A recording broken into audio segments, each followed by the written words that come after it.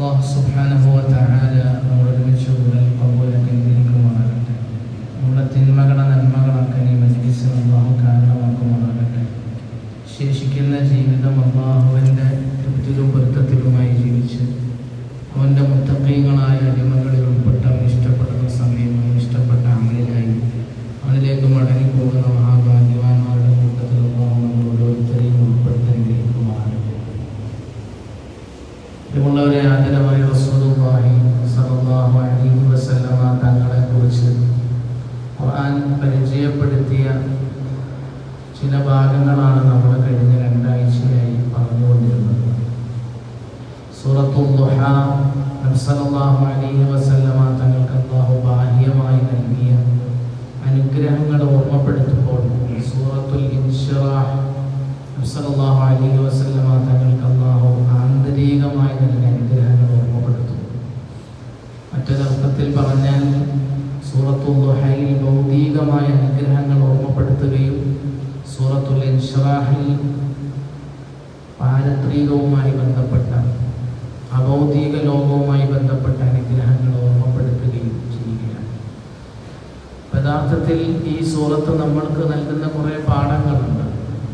അല്ലാഹു സുബ്ഹാനഹു വ തആല തുടക്കത്തിൽ തന്നെ പറഞ്ഞത് ദുഹാ സമയത്തെ തന്നെയാണ് സത്യം എന്ന് പറഞ്ഞുകൊണ്ടാണ് ഈ സൂറത്ത് ആരംഭിക്കുന്നത്. അതുമായി ബന്ധപ്പെട്ട് നമ്മൾ പറഞ്ഞിരുന്നു, സല്ലല്ലാഹു അലൈഹി വസല്ലമ തങ്ങളുടെ സൗന്ദര്യത്തിലേക്കാണ് അത് സൂചിപ്പിക്കുന്നത്. മറ്റൊരർത്ഥത്തിൽ പറഞ്ഞാൽ ദുഹാ സമയത്തെക്കുറിച്ചാണ് സൂചന നൽകുന്നത്. അതിൽ ഉലമാ വിശദീകരിച്ച ദുഹാ സമയത്തിൻ്റെ പ്രത്യേകത കൂടി അതിൽ അറിയിക്കുന്നുണ്ട്.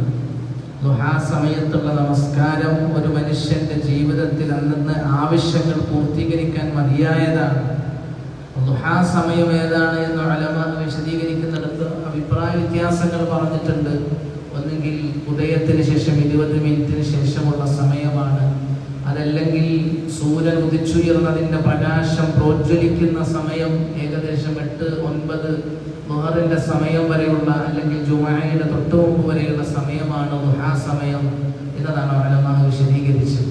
ആ സമയത്തിൻ്റെ പ്രത്യേകതയായി ബഹുമാന്യരായ ഉലമാക്കൾ, തഫ്സീറിൻ്റെ കർത്താക്കൾ അതിനെ വിശദീകരിച്ചത് ആ സമയത്തുള്ള 2 റക്അത്ത് നമസ്കാരം അന്നത്തെ റിസ്കുമായി ബന്ധപ്പെട്ട മുഴുവൻ ആവശ്യങ്ങൾ പൂർത്തിയാക്കാൻ മതിയായതാണ് എന്നതാണ്.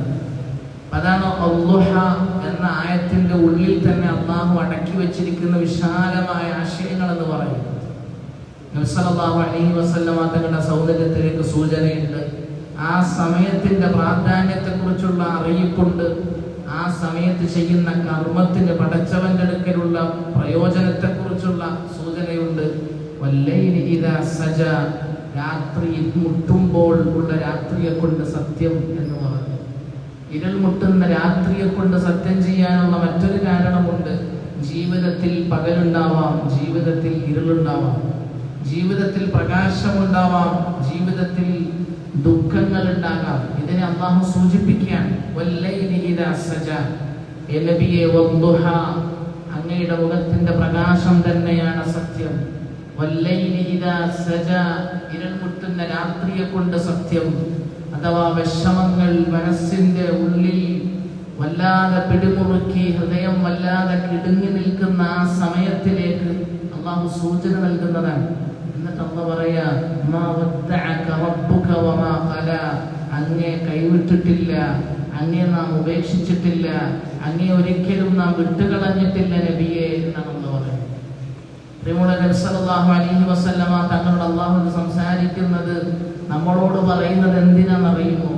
ഈ നബി സല്ലല്ലാഹു അലൈഹി വസല്ലമ തങ്ങളുടെ മേലുണ്ടായ പരീക്ഷണങ്ങളിൽ മനസ്സ് നീറി പുകയുന്ന സമയത്ത് പടച്ചവൻ പറഞ്ഞ ഈ വാചകം ഓരോ മുഅ്മിനെ സംബന്ധിച്ചിടത്തോളം ആശ്വാസമാണ്. കാരണം അല്ലാഹു ഈ സൂറത്തുകളിലെല്ലാം പഠിപ്പിക്കുന്നതിനെ കുറിച്ചാണ്. മാ വദ്ദഅക റബ്ബുക വമാ ഖലാ, നബി അങ്ങേ അല്ലാഹു ഒരിക്കലും കൈയൊഴിഞ്ഞിട്ടില്ല എന്ന് പറയുമ്പോൾ വഹി വന്നിട്ട് വഹി നിലച്ചുപോയ വഹിയെ കുറിച്ച് പറഞ്ഞുകൊണ്ട് മുശ്രിക്കുകൾ പരിഹസിക്കാൻ തുടങ്ങി, യഹൂദികൾ പരിഹസിക്കാൻ തുടങ്ങി. നബി സല്ലല്ലാഹു അലൈഹി വസല്ലമ തങ്ങളുടെ പ്രിയപ്പെട്ട പത്നി ഖദീജ വഫാത്തായി, അബ്ദുൽ മുത്തലിബ് മരണപ്പെട്ടു, അബൂ താലിബ് മരണപ്പെട്ടു. പ്രശ്നങ്ങൾ രൂക്ഷമാകാൻ തുടങ്ങി, ശത്രുക്കൾ വർദ്ധിച്ചു. ആ സമയത്ത് തങ്ങളുടെ മനസ്സിന്റെ ഹൃദയത്തിന്റെ ഏതെങ്കിലും മൂലയിൽ ആരുണ്ട് എന്ന ചോദ്യത്തിനൊരു മറുപടിയായിട്ട് പടച്ചവൻ പറയാ, ഈ പ്രശ്നങ്ങൾ പ്രയാസങ്ങളൊക്കെ ഉരുണ്ടുകൂടുമ്പോൾ ഇരുൾ മുട്ടുന്ന രാത്രിയുടെ പിന്നിൽ ഒരു പ്രകാശം ചൊരിക്കുന്ന ഒരു പകലുള്ളതുപോലെ പ്രശ്നങ്ങളുടെ പിന്നിൽ ഒരു പരിഹാരത്തിന്റെ നാളുണ്ടാകുമെന്ന് തങ്ങൾ പ്രതീക്ഷയോടെ മുന്നോട്ട് നീങ്ങണം. അതുകൊണ്ട് താങ്കളെ വിട്ടുകളഞ്ഞിട്ടില്ല. നമ്മൾ ഓരോരുത്തരും പടച്ചവനിൽ ഇങ്ങനെയാണ് പ്രതീക്ഷ വെക്കേണ്ടത്. നമ്മുടെ മനസ്സിന്റെ ഉള്ളിൽ വിഷമങ്ങൾ കുമിഞ്ഞുകൂടുമ്പോൾ, പ്രയാസങ്ങൾ കുമിഞ്ഞുകൂടുമ്പോൾ, ലോകത്തിന്റെ അന്തരീക്ഷങ്ങളൊക്കെ നമുക്കെതിരാകുമ്പോൾ ഒക്കെ നമ്മുടെ മനസ്സിന്റെ ഉള്ളിൽ പ്രതീക്ഷകളുടെ നാമ്പുകൾ അറ്റുപോകരുത്. പടച്ചവൻ കൂടെയുണ്ട് എന്ന തോന്നൽ നമ്മുടെ ഹൃദയത്തിൽ ഉണ്ടാക്കണം. നബി സല്ലല്ലാഹു അലൈഹി വസല്ലമ തങ്ങൾ മക്കയുടെ അന്തരീക്ഷമല്ലാതെ മുസ്ലിമീങ്ങൾക്ക് ഇസ്ലാമിനെതിരായി ബിലാൽ റളിയല്ലാഹു അൻഹു ഒരു ഭാഗത്ത് അടികൊള്ളാൻ, അമ്മാർ, സുഹൈബ്, അമ്മാർ തന്റെ കുടുംബ പ്രശ്നങ്ങളിലാണ്, നബി സല്ലല്ലാഹു അലൈഹി വസല്ലമ തങ്ങൾ പ്രശ്നങ്ങളിലാണ്. ഇങ്ങനെ വല്ലാതെ പ്രശ്നങ്ങൾ രൂക്ഷമായി നിൽക്കുന്ന സന്ദർഭം, ആ സമയത്ത് തങ്ങൾ കഅബയുടെ ചാരത്ത് ഇങ്ങനെ ഇരിക്കാൻ, കഅബയുടെ ചാരത്ത് തങ്ങൾ ഇങ്ങനെ ഇരിക്കാൻ, ആ സമയത്ത് അമ്മാറും സുഹൈബും ബിലാൽ റളിയല്ലാഹു അൻഹു അജ്മഈൻ കടന്നു വരുന്ന രംഗമുണ്ട്. അവര് വന്നിട്ട് പറഞ്ഞു, യാ റസൂലല്ലാഹ്, എന്ന് വരെ ഞങ്ങൾ ഈ പീഡനം സഹിക്കണം? എന്ന് വരെ ഞങ്ങൾ ഈ പ്രയാസങ്ങൾ സഹിക്കണം? ഞങ്ങൾ ദീൻ സ്വീകരിച്ചത് കൊണ്ടാണല്ലോ ഇതൊക്കെ അനുഭവിക്കേണ്ടി വന്നത്. എന്ന് വരെയാണ് ഈ പ്രയാസം ഞങ്ങൾ അനുഭവിക്കേണ്ടി വരിക? തങ്ങളുടെ മുന്നിലെ ഈ ചോദ്യം തങ്ങളുടെ മനസ്സിന് പോലും നൊമ്പരമുണ്ടാക്കുന്നുണ്ട്. തങ്ങൾക്കൊരു മറുപടി പറയാൻ കഴിഞ്ഞില്ല. എന്ന് വരെയാണ് ഈ പ്രശ്നങ്ങൾ? എന്ന് വരെയാണ് ഈ പ്രതിസന്ധികൾ? നബി സല്ലല്ലാഹു അലൈഹി വസല്ലമ തങ്ങളൊന്നും മറുപടി പറഞ്ഞില്ല. മറുപടി പറയാത്ത നബി സല്ലല്ലാഹു അലൈഹി വസല്ലമ തങ്ങൾക്ക് അല്ലാഹു അറിയിച്ചു കൊടുത്തു, തങ്ങൾ അവരോട് ചോദിക്കണം, അം ഹസിബ്തും അൻ തദ്ഖുലുൽ ജന്ന വലമ്മാ യഅതികും മസലുൽ ലദീന ഖലൂ മിൻ ഖബ്ലികും മസ്സത്ഹുമുൽ ബഅസാഉ വദ്ദറാ വസുൽസിലു ഹത്താ യഖൂല റസൂൽ വല്ലദീന ആമനൂ മഅഹു മതാ നസ്റുല്ലാഹ് അലാ ഇന്ന നസ്റല്ലാഹി ഖരീബ്. നബിയെ ചോദിക്കണം ബിലാലിനോട്, നബിയെ ചോദിക്കണം സുഹൈബിനോട്, നബിയെ ചോദിക്കണം അമ്മാറിനോട്, അമ്മാറിന്റെ കുടുംബത്തിനോട്, ഖബ്ബാബിനോട്, ഖുബൈബിനോട്, അങ്ങയുടെ ദീൻ സ്വീകരിച്ചതിന്റെ പേരിൽ നാട് നഷ്ടപ്പെട്ടവർ, വീട് നഷ്ടപ്പെട്ടവർ, ഭാര്യ നഷ്ടപ്പെട്ടവർ, മക്കൾ നഷ്ടപ്പെട്ടവർ, ജീവൻ പോലും നഷ്ടപ്പെട്ട സുമയ്യ റളിയല്ലാഹു അൻഹയുടെ പ്രിയപ്പെട്ട കുടുംബാംഗമാണ് അങ്ങയുടെ മുമ്പിൽ വന്നിട്ട് എന്താണ് ഇതെന്ന് അവസാനിക്കുമെന്ന് ചോദിക്കുന്നത്. സുമയ്യ റളിയല്ലാഹു അൻഹയുടെ രണ്ട് കാലുകളെ രണ്ടൊട്ടകത്തിന്റെ കാലിലേക്ക് വലിച്ചു കെട്ടി ആ സുമയ്യ റളിയല്ലാഹു അൻഹയുടെ ഗുഹ്യഭാഗത്തേക്ക് കുന്തം കൊണ്ട് കുത്തി അബൂജഹൽ അവരെ ഷഹീദാക്കുമ്പോൾ ആദ്യമായി ഇസ്ലാമിക ലോകത്ത് കഅബയുടെ ചുറ്റുഭാഗത്ത് മക്കയിൽ നബിതങ്ങൾ വന്നതിന് ശേഷം ഇസ്ലാമിന് വേണ്ടി ആദ്യമായി ഷഹാദത്ത് വരിച്ച സ്ത്രീയുടെ പേരാണ് സുമയ്യ. ആ സുമയ്യയിൽ നിന്നാണ് പിന്നീട് ലക്ഷക്കണക്കിന് സുമയ്യമാർ അല്ലാഹ് ഉണ്ടാക്കിയതെങ്കിൽ പ്രതീക്ഷയുടെ കവാടങ്ങൾ അടഞ്ഞു പോയിട്ടില്ല. ഇത് അല്ലാഹ് പഠിപ്പിക്കുക, അം ഹസിബ്തും അൻ തദ്ഖുലുൽ ജന്ന. ഒരു സുമയ്യയെ വധിച്ചാൽ, ലോകത്തെ മുഴുവൻ ആളുകളെ വധിച്ച് തീർത്തു കളഞ്ഞാൽ അങ്ങ് അസ്തമിച്ചു പോകുന്നതല്ല ഇതൊന്നും. അം ഹസിബ്തും അൻ തദ്ഖുലുൽ ജന്ന. അതുകൊണ്ട് നബിയെ, സ്വർഗത്തിലേക്ക് വെറുതെ ഒന്നും കയറാൻ കഴിയില്ലെന്ന് പറഞ്ഞു കൊടുക്കവരോട്. ആരോട് പറയാനാ? ബിലാലിനോട് പറ, അമ്മാറിനോട് പറ, സുഹൈബിനോട് പറ. റളിയല്ലാഹു അജ്മഈൻ അനുഭവിക്കുകയാണ് കഷ്ടപ്പാടുകൾ, പ്രയാസങ്ങളൊക്കെ അനുഭവിക്കാം. നമ്മളെ പോലെ സ്വസ്ഥമായി ജുമാ നിസ്കരിച്ച് വീട്ടിലേക്ക് മടങ്ങിപ്പോയവരല്ല. നമ്മളെ പോലെ സ്വസ്ഥമായി ഉംറ നിർവഹിച്ച് ഹജ്ജ് നിർവഹിച്ച് മടങ്ങി വന്നവരല്ല. ഇതിനു വേണ്ടി എല്ലാ ദിവസവും പ്രശ്നങ്ങൾ, ഏതെങ്കിലുമൊക്കെ പ്രശ്നങ്ങൾ, പ്രയാസങ്ങൾ, അതിലകപ്പെട്ട് മരണപ്പെട്ടു പോയവർ, കഴുകുമലത്തിലേറ്റപ്പെട്ടവർ, ഇതെല്ലാം അനുഭവിക്കുന്നവരോട് അല്ലാഹ് ചോദിക്കുക, അം ഹസിബ്തും അൻ തദ്ഖുലുൽ ജന്ന. വെറുതെ കയറാൻ വേണ്ടി ചോദിക്കുന്ന സ്വർഗ്ഗത്തിൽ നമ്മളോട് അല്ലാഹ് എന്തായിരിക്കും ചോദിക്കേണ്ടി വരിക? നമ്മുടെ ചെറിയ പ്രശ്നങ്ങൾ, പ്രയാസങ്ങൾ വരുമ്പോഴേക്ക് ഇതെന്ന് അവസാനിക്കുമെന്നൊക്കെ ചോദിച്ചിട്ട് പ്രയാസപ്പെടാൻ അല്ലാഹ് ഇവരോടാ ചോദിക്കുന്നത്. അം ഹസിബ്തും അൻ തദ്ഖുലുൽ ജന്ന. സ്വർഗ്ഗം വെറുതെ കിട്ടുമെന്നാണ് നിങ്ങൾ ധരിച്ചത്? എന്നിട്ട് അല്ലാഹ് പറയാ, വലമ്മാ യഅതികും മസലുൽ ലദീന ഖലൂ മിൻ ഖബ്ലികും. നിങ്ങൾക്ക് മുമ്പ് ചിലർ ഇവിടെ കഴിഞ്ഞു പോയിട്ടുണ്ട്, അവരെ കുറിച്ച് നിങ്ങൾ പഠിക്കണം. മസ്സത്ഹുമുൽ ബഅസാ. കടുത്ത ദാരിദ്ര്യം അവരെ പിടികൂടി, കടുത്ത ക്ഷാമം അവരെ പിടികൂടി, അടുത്ത യുദ്ധങ്ങൾ അവർ കേൾക്കേണ്ടി വന്നു.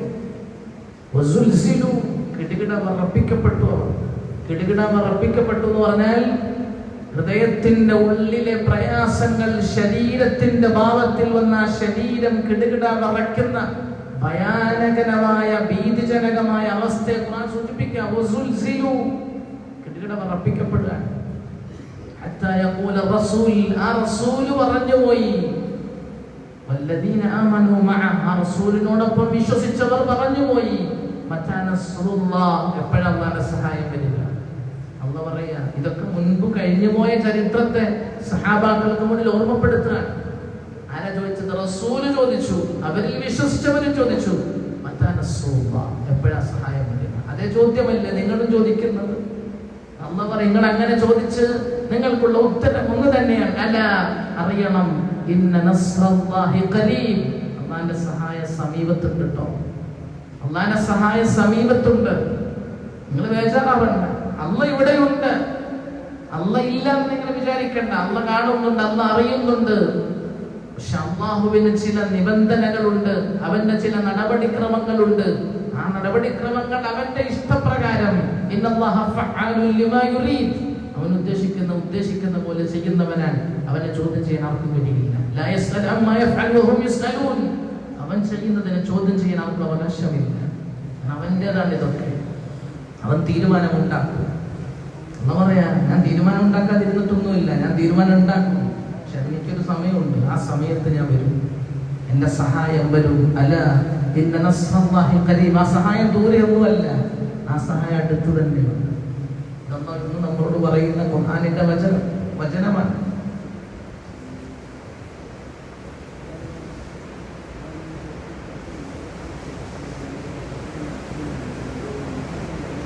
നമ്മളിതിനെ അങ്ങനെയാണ് വിശ്വസിക്കേണ്ടത്. വെറുതെ കേട്ടുപോകുന്ന വാചകമായിട്ടല്ല ഖുർആനിന്റെ വരികളെ നാം ഉൾക്കൊള്ളേണ്ടത്. ഒരു യാഥാർത്ഥ്യമാണെന്ന് പറയുന്നത്. ഇതൊരു യാഥാർത്ഥ്യമാണ്. എന്നിട്ട് നബി സല്ലല്ലാഹു അലൈഹി വസല്ലം പറഞ്ഞു, അമ്മാബേ സുഹൈബേ, ഞാനൊരു കാര്യം പറയട്ടെ. ഇന്ന് നിങ്ങൾക്ക് നിങ്ങളുടെ വീടിന്റെ വെളിയിൽ ഇറങ്ങി അർഖം റളിയല്ലാഹു വീട്ടിലേക്ക് നാം ഒളിച്ചു താമസിക്കുന്ന ആ പ്രബോധന കേന്ദ്രത്തിലേക്ക് വരാൻ നിങ്ങൾക്ക് പ്രയാസമുണ്ട്. അത്രമേൽ ഭീതിജനകമാണ് അവസ്ഥയെങ്കിൽ ഒരു നാട് വരാനുണ്ട് ബിലാലെ, ഒരു നാട് വരാനുണ്ട് സഹാബാക്കളെ. എന്തെന്നറിയോ? അത് യമനിലെ സൻആ എന്ന് പറയുന്ന ഒരു പ്രദേശമുണ്ട്. ആ പ്രദേശത്തു നിന്നും ഒരു പെണ്ണ് തന്റെ ഒട്ടകപ്പുറത്ത്, തന്റെ വാഹനപ്പുറത്ത് നിർഭയത്വത്തോടുകൂടി കഅബയിൽ വന്ന് ഹജ്ജ് ചെയ്ത് മടങ്ങിപ്പോകുന്ന നിർഭയത്വത്തിന്റെ കാലത്തെ ഞാൻ എന്റെ കുൾക്കാഴ്ചയുടെ കണ്ണുകൊണ്ട് കണ്ടുകൊണ്ടിരിക്കുകയാണ് സഹാബാക്കളെ എന്ന് നബി സല്ലല്ലാഹു അലൈഹി വസല്ലം. നമ്മൾ ആലോചിച്ചു നോക്ക്. ഇതിന്റെ വിധങ്ങൾ പറയുന്നത് ഏത് സമയത്താണ്? വീടിന്റെ വെളിയിൽ നിന്ന് കഅബയിലേക്ക് വന്ന് നിസ്കരിക്കാനോ ദീനിന്റെ പ്രബോധനം നടത്താനോ ഒരു തരത്തിൽ അനുവാദമില്ലാത്ത, അങ്ങനെ പ്രതീക്ഷിക്കാൻ കഴിയാത്ത ലോകത്ത് തങ്ങൾ പറയാ, അങ്ങ് ദൂരെയുള്ള യമനിൽ നിന്ന്, സൻആയിൽ നിന്ന് ഇവിടെ വരും. അതൊരാണല്ല വരിക, ഒരു പെണ്ണാ വരിക. ഒരു മോശമായ നോട്ടം പോലും അവരിലേക്ക് നോക്കാത്ത നിലയിൽ അത്ര നിർഭയത്വത്തോടു കൂടി അവര് വന്ന് ഉംറ അല്ലെങ്കിൽ ഹജ്ജ് ചെയ്ത് മടങ്ങിപ്പോകുന്ന ഒരു കാലഘട്ടം ഞാൻ കാണുന്നുണ്ട്. ബിലാൽ ഇത് നബിതങ്ങൾ പറഞ്ഞ വാക്കാണ്. ഇതാണ് ഇന്ന നസ്റല്ലാഹി ഖരീബ്, അല്ലാഹുവിന്റെ സഹായം അടുത്തുണ്ടെന്ന് പറഞ്ഞു. ഇതെപ്പോഴാണ് നടന്നതെന്ന് അറിയുമോ? മഹാനായ ഉമർ റളിയല്ലാഹു അൻഹുവിന്റെ കാലഘട്ടത്തിൽ ഇത് നടന്നപ്പോ അന്ന് നബിതങ്ങളുടെ ഈ വാക്കുകൾ കേട്ട സഹാബാക്കൾ പറഞ്ഞു, പുലർന്നു ഞങ്ങളുടെ ഹബീബ് പറഞ്ഞത് സല്ലല്ലാഹു അലൈഹി വസല്ലം. ഇതാണ് മുഅ്മിനിന്റെ ഹൃദയത്തിന്റെ പ്രതീക്ഷ. മുഅ്മിനിന്റെ ഹൃദയം നിരാശയിലേക്ക് പോകാൻ പാടില്ല. അവസ്ഥകൾ നമുക്ക് പ്രതികൂലമാകാം, അവസ്ഥകൾ നമുക്ക് പ്രതികൂലമാണ്, പ്രശ്നമല്ല. മുഅ്മിനെ സംബന്ധിച്ചിടത്തോളം തങ്ങളോട് അല്ലാഹ് പറഞ്ഞ വാക്ക് ഇപ്പോഴും നമ്മളോട് അല്ലാഹ് പറയാം, മാ വദ്ദഅക റബ്ബുക വമാ ഖല, ഞാൻ നിങ്ങളെ വിട്ടിട്ടില്ല. നിങ്ങളുടെ അവസ്ഥകൾ ഞാൻ കാണുന്നുണ്ട്. നേതൃത്വമില്ലാത്ത മുസ്ലിം ലോകത്തെ ഞാൻ കാണുന്നുണ്ട്. പരസ്പരം അങ്ങോട്ടും ഇങ്ങോട്ടും പ്രശ്നങ്ങളിൽ കഴിയുന്ന മുസ്ലിം ലോകത്തെ ഞാൻ കാണുന്നുണ്ട്. രാഷ്ട്രീയമായ എല്ലാ നിലയിലും പരാജയപ്പെട്ട മുസ്ലിം ലോകത്തെ ഞാൻ കാണുന്നുണ്ട്. ജൂതന്മാർക്ക് കൊടിപിടിക്കേണ്ടി വരുന്ന മുസ്ലിം രാജാക്കന്മാരെ ഞാൻ കാണുന്നുണ്ട്. ഇസ്രായേൽ നൽകുന്ന ഏതെങ്കിലും പിച്ചയ്ക്ക് വേണ്ടി തന്റെ മുഴുവൻ ഇസ്ലാമിന്റെ അന്തസ്സും ഇല്ലാതെയാക്കിയ ഭരണാധികാരികളെ ഞാൻ കാണുന്നുണ്ട്. നിങ്ങൾ അതിന്റെ പേരിലൊന്നും ബേജാറാകണ്ട.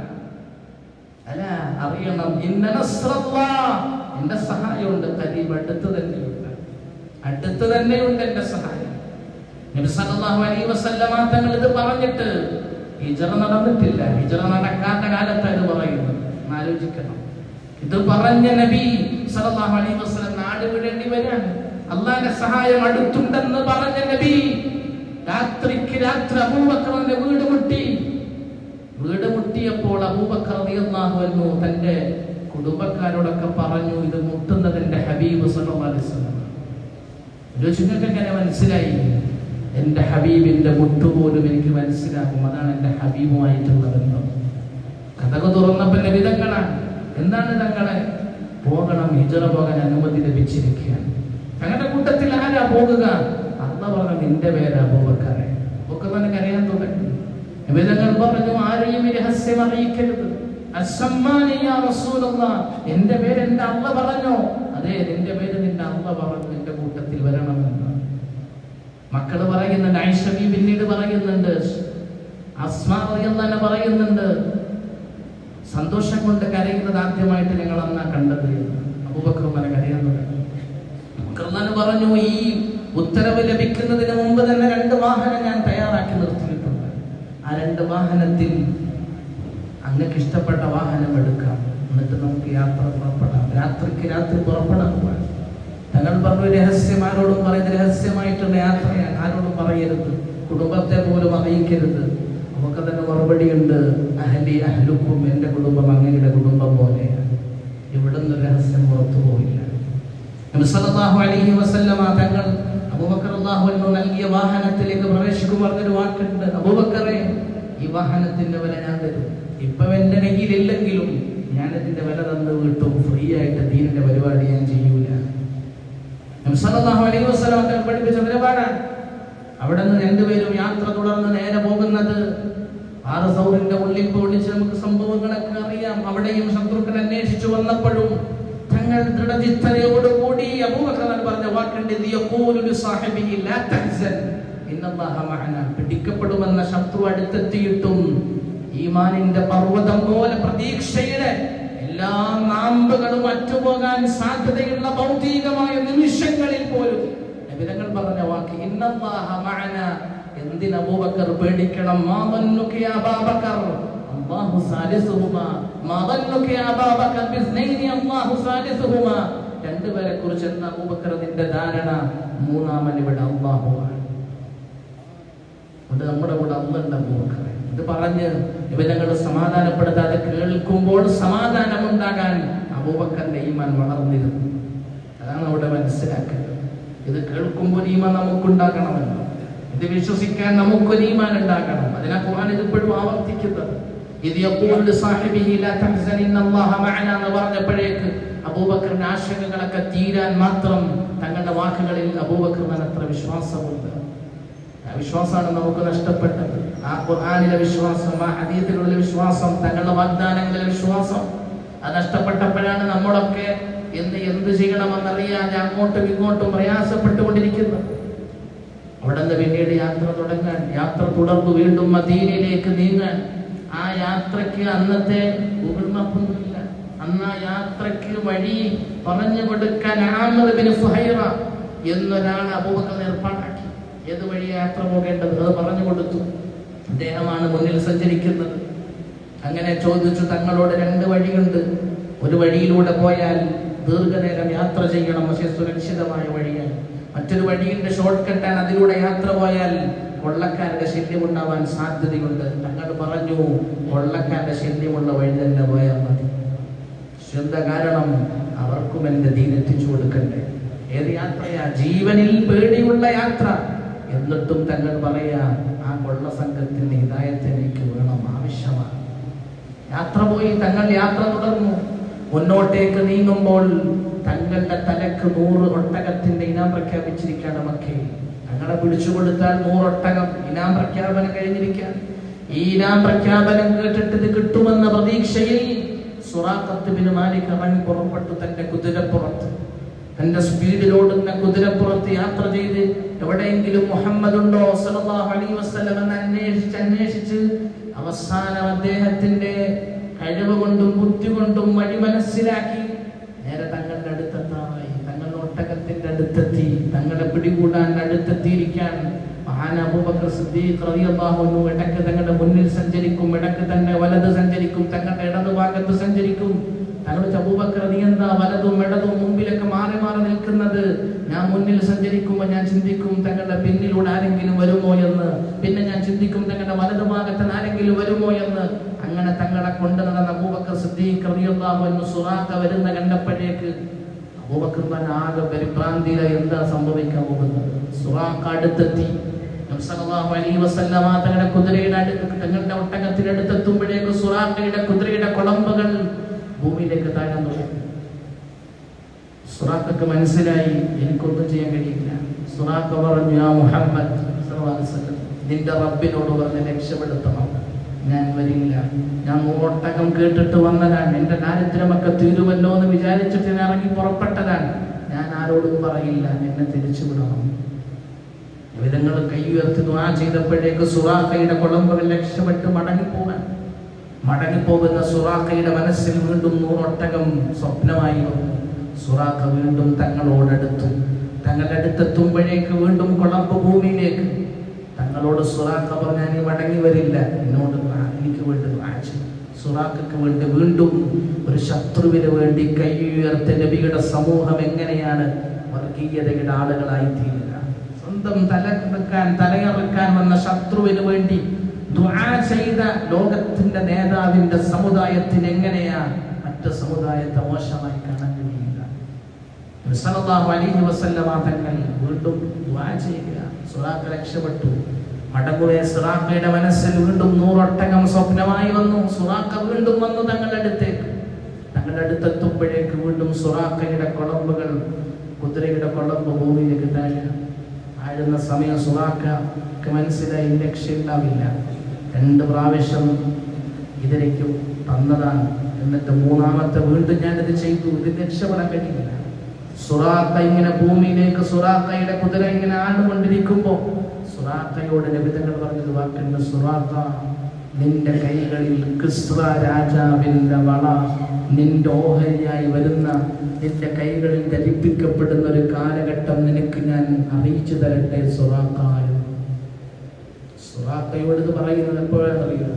ഹിജറ രാത്രി ഹിജറ പുറപ്പെട്ട് 100 ഒട്ടകത്തിന് ഇനാം പ്രഖ്യാപിച്ച് തന്റെ ജീവൻ പോലും ഭീഷണിയാകുന്ന വളരെയധികം പ്രതികൂലമായ സാഹചര്യത്തിൽ നിന്നുകൊണ്ട് ലോകത്തിന്റെ നേതാവ് പറഞ്ഞ വാക്കെന്തറിയുമോ?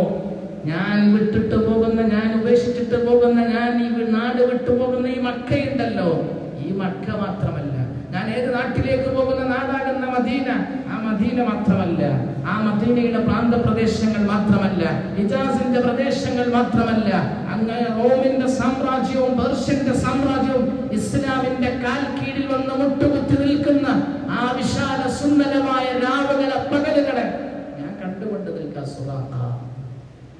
തങ്ങൾ പറയണമെങ്കിൽ തങ്ങളുടെ മനസ്സിന്റെ പ്രതീക്ഷയെന്ന ഇത് മുഅ്മിനുകളോട് അല്ലാഹ് ഇന്നും പറയേ ചരിത്രം.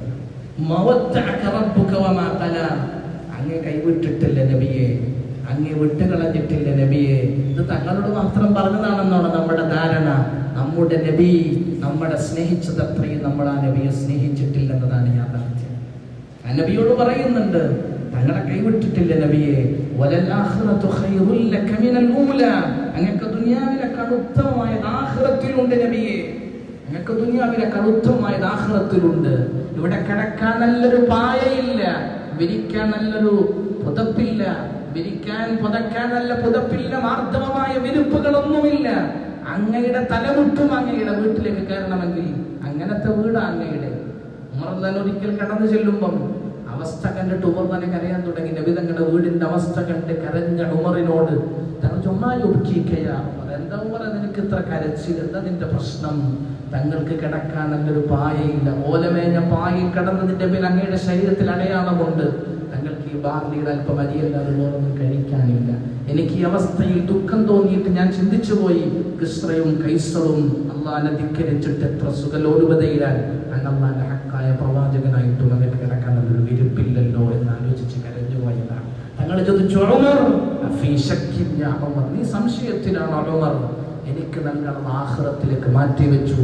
കിസ്റക്കും കൈസറും കൊടുക്കണം ദുനിയാവിൽ നിന്ന് കൊടുത്ത് തീർത്തിരിക്കുകയാണ്. എനിക്ക് തൃപ്തിപ്പെട്ടുകൂടെ? എൻ്റെ ഈ കട്ടിലുള്ളത് അല്ലെങ്കിൽ എൻ്റെ ഈ വിരിപ്പുള്ളത് സ്വർഗത്തിന്റെ മേലെയാണ്.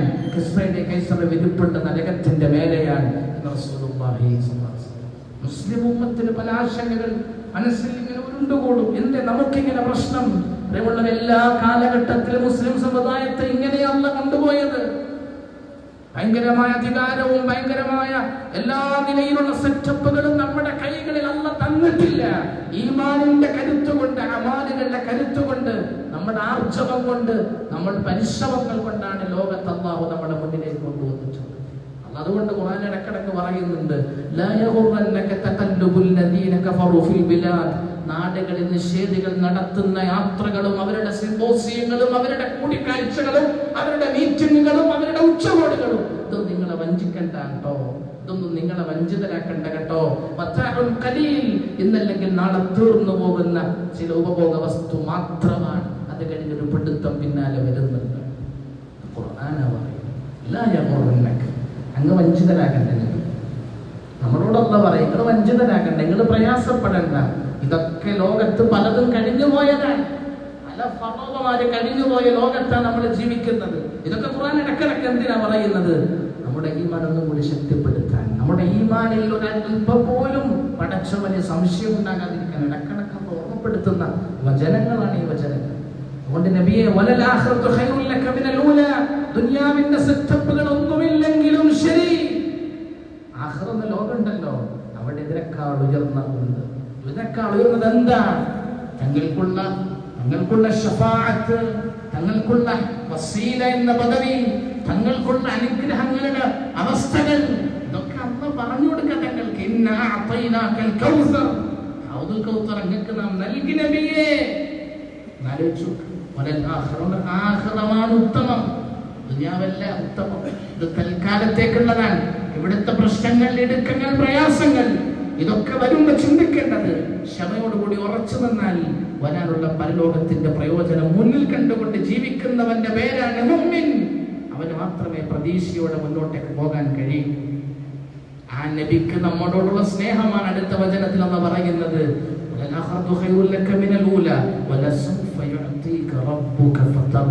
അങ്ങക്ക് നാം നൽകും, പിന്നീട് നൽകും. എത്ര വരെ നൽകും അറിയോ? അങ്ങ് തൃപ്തിപ്പെടുവോളം നൽകും നബിയെ എന്നാണ്. അങ്ങ് തൃപ്തിപ്പെടുവോളം നൽകും നബിയെ എന്നാണ്. നബി സല്ലല്ലാഹു അലൈഹി വസല്ലം തങ്ങൾ പറഞ്ഞു, എന്റെ ഉമ്മത്തിന്റെ വിഷയത്തിൽ തീരുമാനമാകാൻ എനിക്ക് തൃപ്തിയില്ല അല്ലാഹുവേ. തങ്ങളുടെ തൃപ്തി എന്തിനെന്നറിയോ? തങ്ങളുടെ വീടിന്റെ പട്ടിണിയല്ല, ഫാത്തിമയുടെ കുഞ്ഞുങ്ങളാകുന്ന ഹസൻ ഹുസൈനിന്റെ കരച്ചിൽ തങ്ങൾ അലോസരപ്പെടുത്തിയിട്ടില്ല. തങ്ങളുടെ 9 വീടുകളിലെ പട്ടിണി തങ്ങൾക്ക് പ്രശ്നമല്ല. തങ്ങളുടെ അവസ്ഥ ആയിഷ വിവരിച്ചു. റഅയ്തുൽ ഹിലാല സുമ്മൽ ഹിലാല സുമ്മൽ ഹിലാൽ മൗഖിദ ഫി അബിയാത്ത് റസൂലില്ലാഹി സ്വല്ലല്ലാഹു അലൈഹി വസല്ലം. ഞങ്ങളൊരു മാസപ്പിറവി കണ്ടു, രണ്ടാമത്തെ മാസപ്പിറവി കണ്ടു, മൂന്നാമത്തെ മാസപ്പിറവി കണ്ടു. 2 മാസം പൂർത്തിയായി. നബി തങ്ങളുടെ ഒരു വീട്ടിലും അടുപ്പ് പുകഞ്ഞിട്ടില്ല എന്ന് ആയിഷ റളിയല്ലാഹു അൻഹ. അത് തങ്ങളുടെ പ്രശ്നം, അതല്ല തങ്ങളുടെ പ്രശ്നം. തങ്ങളെ തൃപ്തിപ്പെടുത്തുവോളം നൽകുമെന്ന് പറഞ്ഞത് ഹസൻ ഹുസൈനെ രാജാവാക്കാമെന്നല്ല, ഈ ഹസൻ ഷഹീദാകും, ഈ ഹുസൈൻ ഷഹീദാകുമെന്ന് പറഞ്ഞ് അവരുടെ കൈകളിൽ പിടിച്ചുകൊണ്ട് മെമ്പറിലേക്ക് കയറി. എന്നിട്ട് അവരുടെ തലോടിക്കൊണ്ട് തങ്ങൾ പറഞ്ഞു, ഹാദാനി ഷഹീദാൻ, ഇവ രണ്ടും ഈ സമുദായത്തിന് വേണ്ടി ഷഹീദാകുന്നവരാണ്, എനിക്ക് പ്രശ്നമല്ല എന്നാ പറയുന്നത്. ഇവരാണ് സ്വർഗത്തിന്റെ യുവാക്കളുടെ നേതാക്കന്മാരാണ്. അതുമല്ല എന്റെ പ്രശ്നം, അതിലൊന്നും ഞാൻ തൃപ്തിപ്പെടൂല. എനിക്ക് തൃപ്തി കിട്ടണോ? എന്റെ ഉമ്മത്തിന്റെ വിഷയത്തിൽ എന്ത് തീരുമാനമെടുത്തെന്ന് എനിക്കറിയണമല്ല. ഇതാണ് തങ്ങളുടെ വഫാത്തിന് മുമ്പ് തങ്ങൾ പടച്ചവനോട് പറഞ്ഞത്. അതിനാണ് ഖുർആൻ പറഞ്ഞത്, അങ്ങേ തൃപ്തിപ്പെടുവോളം അങ്ങക്ക് നൽകുമെന്ന് പറഞ്ഞാൽ ഇന്നാ സനുർദീക ഫീ ഉമ്മതിക ലാ നസൂക ബഅദ. ജിബ്രീൽ അലൈഹിസ്സലാം അവസാനം പറഞ്ഞ തങ്ങളോട് പറഞ്ഞ വാചകം ഇതാണ്, അല്ലാഹു അറിയിച്ചിരിക്കുന്നു തങ്ങളുടെ ഉമ്മത്തിന്റെ വിഷയത്തിൽ അങ്ങേ അല്ലാഹു തൃപ്തിപ്പെടുത്തും, അങ്ങേ ദുഃഖിപ്പിക്കൂല നബിയേ എന്ന്. ഇതാണ് നമ്മുടെ ഹബീബ് സല്ലല്ലാഹു അലൈഹി വസല്ലം. ഈ നബി പറഞ്ഞത് എനിക്ക് തൃപ്തി കിട്ടുന്നത് എന്റെ ഫാത്തിമയുടെ വിശപ്പടങ്ങുമ്പോഴല്ല, എന്റെ ഹസൂസയുടെ കരച്ചിൽ നിലയ്ക്കുമ്പോഴല്ല, എന്റെ വീട് വലുതാകുമ്പോഴല്ല, എന്റെ സെറ്റപ്പുകൾ വർദ്ധിക്കുമ്പോഴല്ല, നീരുകെട്ടുപോളം ഞാൻ നിസ്കരിക്കും. നിസ്കരിച്ചിട്ട് ആ നബി തങ്ങളുടെ ദുആ എന്താണ്? എന്റെ സമുദായം എന്നതാണ്. പക്ഷേ ഈ സമുദായമാകുന്ന ഞാനും നിങ്ങളും ആ ഹബീബിനോട് എങ്ങനെ പെരുമാറി ഇടയ്ക്കിടയ്ക്കിരുന്ന് ആലോചിക്കും. ആ ഹബീബിനോട് നമ്മുടെ സമീപനം എന്താണെന്ന് ആലോചിക്കും. ആ ഹബീബിന്റെ ജീവിതത്തോട് നമ്മുടെ സമീപനം എന്താണെന്ന് ആലോചിക്കും. ആ ഹബീബിന്റെ സുന്നത്തിനോട് നമ്മുടെ സമീപനം എന്താണെന്ന് ആലോചിക്കും. ആ ഹബീബിന്റെ കുടുംബങ്ങളുടെ സമീപനം എന്താണെന്ന് ആലോചിക്കും. ആ ഹബീബിന്റെ ജീവിതത്തിന്റെ ഓരോ അധ്യാപനങ്ങളോട് നമ്മുടെ സമീപനം എന്താണെന്ന് ആലോചിക്കും. ഈ നബി നമ്മളെ നാളെ മഹ്ശറയിൽ പോലും മറക്കില്ലെങ്കിൽ, ആ നബിയെ നമ്മൾ ഇന്ന് മറന്നിട്ടുണ്ടെങ്കിൽ നാളെ മഹ്ശറയിൽ ആ നബി നമ്മളെ വിളിച്ച് അടുത്തേക്ക് ചേർക്കുമ്പോ പോലും അവിടെ വന്ന് മലക്കുകൾ പറയും, ഞങ്ങളെ ഇവരെ വിളിക്കണ്ട, ഇവർക്ക് തങ്ങൾ ഒന്നും കൊടുക്കാൻ കഴിയില്ല, ഹൗദുൽ കൗസറിലേക്ക് ഇവരെ വിളിക്കണ്ട. തങ്ങൾ ചോദിക്കും, എന്ത് പറ്റി, എന്തുകൊണ്ടാണ് ഇവരെ തടയുന്നത്? ഇവരുടെ സമുദായമല്ലേ, എന്തിനാ ഇവരെ തടയുന്നത്?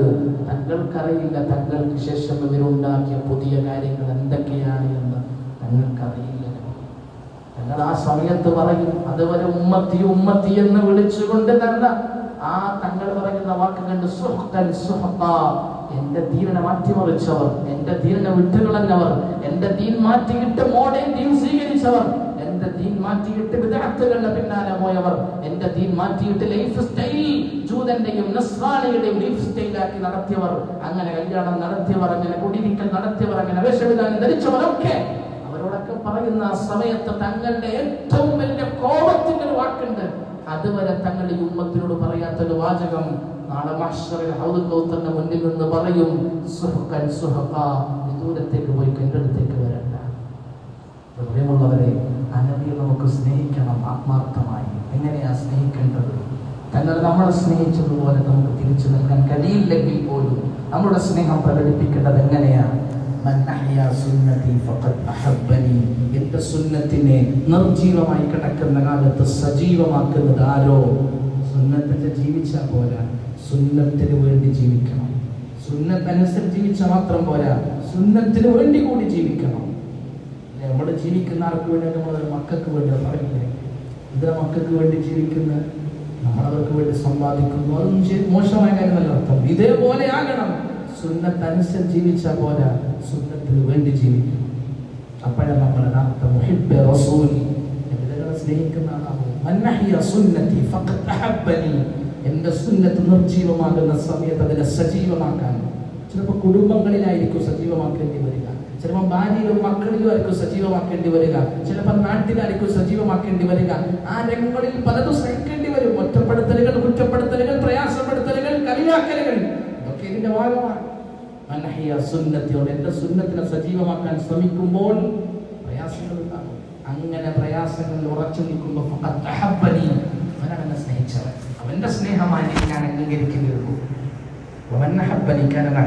എന്നെ സ്നേഹിച്ചവന്റെ ഓഫർ ഞാൻ കൊടുക്കുക, എന്നോടൊപ്പം സ്വർഗത്തിലെത്താം. സ്വർഗത്തിലെത്തണം, തങ്ങളോടൊപ്പം എത്തണമെങ്കിൽ ഒറ്റ വഴിയേ ഉള്ളൂ, തങ്ങളുടെ സുന്നത്തിനെ മുറുകെ പിടിക്കണം. മുറുകെ പിടിക്കുക മാത്രമല്ല, അതിനു വേണ്ടി ജീവിക്കണം, അത് സജീവമാക്കാൻ. പറയേണ്ടി വരും ചിലപ്പോ, നമ്മളങ്ങനെ ആക്ഷേപിച്ചാലോടും പറയണ്ട. ദഅവത്തിനൊരു ശൈലിയുണ്ട്, വളരെ ലളിതമായി ആളുകളുടെ മനസ്സിനെ കീഴടക്കി ആളുകളെ ചേർത്ത് നിർത്തിയിട്ട് പറഞ്ഞു കൊടുക്കണം. ഇന്ന് ദഅവത്ത് എന്ന് പറഞ്ഞിട്ട് ആക്ഷേപങ്ങളും സിംബോസിയങ്ങളും സംവാദങ്ങളും അങ്ങോട്ടും ഇങ്ങോട്ടും തർക്കം, ഇതൊന്നും ദഅവത്തല്ല. ഇതൊക്കെ കാലത്തിന്റെ ചവിറ്റുകൊട്ടയിലേക്ക് വലിച്ചെറിയണം. ഇതിനും ദീനുമായിട്ടൊരു ബന്ധവുമില്ല. ആരെങ്കിലും ധരിക്കുന്നുണ്ടെങ്കിൽ വല്ലാഹി മനസ്സിലാക്കിക്കോ, സംവാദങ്ങളിലൂടെ, പരസ്പരം തർക്കങ്ങളിലൂടെ, പരസ്പരം കുറ്റപ്പെടുത്തലുകളിലൂടെ, വ്യക്തിഹത്യകളിലൂടെ ഈ സമുദായത്തെ ഉദ്ധരിക്കാം എന്നാരെങ്കിലും ചിന്തിക്കുന്നുണ്ടെങ്കിൽ അവൻ മൂടന്റെ സബകത്തിലാണ്. ഖുർആൻ പറഞ്ഞത് ഇങ്ങനെ ദഅവത്ത് ചെയ്യാനല്ല. ഉദ്ഉ ഇലാ സബീൽ റബ്ബിക ബിൽ ഹിക്മ. ഹിക്മത്ത് എന്താണെന്ന് പഠിക്കണം. ഹിക്മത്ത് എന്താണ്? അത് വിശാലമായതാണ്. തന്ത്രം എന്നതിനർത്ഥം ഹിക്മത്തിനൊരു അർത്ഥമുണ്ട്. ആ ഹിക്മത്ത് തങ്ങൾക്കുണ്ട്, ആ ഹിക്മത്ത് തങ്ങൾക്കുണ്ട്. ആ ഹിക്മത്തിലൂടെ തങ്ങൾ ദഅവത്ത് നടത്തി എന്ന് പറഞ്ഞ ഒന്നും പറയേണ്ടതല്ല, പറയണം, പറയേണ്ടതുപോലെ പറയണം. യഹൂദന്മാരോട് നസ്രാനികളോട് സമ്മതിക്കാൻ പറഞ്ഞപ്പോൾ ഖുർആന്റെ പ്രയോഗം എന്താ? യാ അഹ്ലൽ കിതാബ് തആലൂ ഇലാ കലിമത്തിൻ സവാഇൻ ബൈനനാ വബൈനകും. ഏവരക്കാരെ, നമുക്ക് ഒരുമിച്ചിരിക്കാം, നമുക്ക് പരസ്പരം സമമായ ചില വാക്യങ്ങളുണ്ട്, അതിലേക്ക് നമുക്ക് വരാം. എത്ര സുന്ദരമായിട്ടാണ്! അല്ലാതെ സ്റ്റേജ് കെട്ടി ഇവിടെ നിന്ന് അങ്ങോട്ടേക്ക് ആക്ഷേപം, ഇപ്പുറത്തെ സ്റ്റേജ് കെട്ടി അങ്ങോട്ടേക്ക് ആക്ഷേപം. ഇത് ദഅവത്താണ്, ആരാ നമ്മളെ പഠിപ്പിച്ചത്? അതുകൊണ്ട് ഹബീബിന്റെ സുന്നത്തല്ല ഇത്, ഹബീബിന്റെ രീതി ഇതല്ല. ഇത് സമുദായത്തെ ഭിന്നിപ്പിക്കലാണ്, ഇത് സമുദായത്തെ ഒന്നിപ്പിക്കാനുള്ള ശ്രമമല്ല. മനസ്സിലാക്കുക. അതുകൊണ്ട് സുന്നത്തിനെ സജീവമാക്കുക എന്ന് പറയുമ്പോൾ ചാടിക്കറി ആവേശം കളിച്ചിട്ട് ആളുകളെ കുറ്റപ്പെടുത്തിയിട്ടല്ല, ആളുകളുടെ മനസ്സുകളെ ഒരിക്കലും നോവിക്കാതെ, അവരുടെ അഭിമാനത്തിന് ക്ഷതം വരുത്താതെ അവരെ ചേർത്ത് നിർത്തിക്കൊണ്ട് അവരോട് നമ്മൾ സുന്നത്ത് പഠിപ്പിക്കണം. അതാണ് തങ്ങളുടെ ശൈലി. വ്യഭിചരിക്കണമെന്ന് പറഞ്ഞാൽ ആക്ഷേപിച്ചില്ല, ചേർത്ത് വിളിച്ചിട്ട് പറഞ്ഞ് മനസ്സിലാക്കി. വിശാലമായി പറയേണ്ട വിഷയമാണ്. അള്ളാഹു മനസ്സിലാക്കാൻ തൗഫീഖ് നൽകട്ടെ. അവിടെ നമ്മൾ തങ്ങളുടെ സുന്നത്തിനെ, തങ്ങളുടെ സ്നേഹത്തെ സുന്നത്തിലൂടെ പ്രകടിപ്പിച്ച, സുന്നത്തിന് വേണ്ടി ജീവിക്കുകയും അതിനുവേണ്ടി മരിക്കുകയും ചെയ്യാൻ നമ്മൾ തയ്യാറല്ലേ? ഇൻഷാഅല്ലാഹ് ശക്തി പോരാ, മരിക്കണം എന്നുള്ളൊരു പേടി, ജീവിക്കണം എന്നുള്ള എല്ലാവരും ഉഷാറായി. ഇതിനു വേണ്ടി മരിക്കുകൂടി ചെയ്യാൻ നമ്മൾ തയ്യാറാവണം. ഇതാണ് സഹാബാക്കളുടെ തീരുമാനം. അപ്പോൾ നമ്മൾ അങ്ങനെ തീരുമാനിച്ച് ജീവിച്ചാൽ വെറുതെ വച്ചേർത്ത് തോന്നിയിട്ട് കാര്യമില്ല. എന്താ പറയുക? ഇന്ന മഹ്യായ ഇന്ന സ്വലാത്തി വനുസുഖി. മഹ്യായ എന്ന് നിർത്തിയോ? മമാത്തി, എൻ്റെ മരണവും അപ്പം നിനക്ക് വേണ്ടിയാ. നമ്മൾ അങ്ങനെ ജീവിക്കാൻ തയ്യാറായാൽ നമ്മുടെ മരണവും രാജകീയ മരണമാക്കി തരുമെന്നാണ്. മലക്കളൊക്കെ ഇങ്ങോട്ട് വരാൻ നമ്മൾ വിളിക്കും, ആ മലക്ക് നമ്മൾ പറയും. മലക്ക് പറഞ്ഞാലും കലിമ, വേറെ ആരും പറഞ്ഞാലുണ്ട്, മലക്ക് ഓർമ്മപ്പെടുത്തും കലിമ. ഇതിന്റെ ദുഃഖം നിങ്ങൾ ഉണ്ടാക്കിയ സ്വർഗത്തിലേക്കാവോ? നിങ്ങൾക്ക് എന്തിന് ദുഃഖം? ഇതാ കണ്ടോ സ്വർഗം, ഇതാ കണ്ടോ? ഇങ്ങനെ കാണിക്കുമ്പോഴായിരിക്കും നമ്മുടെ റൂഹങ്ങ് പിടിക്കുന്നത്. അപ്പൊ ചിരിച്ചുകൊണ്ട് കിടക്കാം. അതിന് തൗഫീഖ് നൽകട്ടെ. അവിടെ നമ്മൾ അതിനു വേണ്ടി പണിയെടുക്കുക. അതിലേക്ക് നമ്മൾ എത്തിക്കണം. ആഖിബത്ത് അല്ലാഹു നന്നാക്കി തരട്ടെ.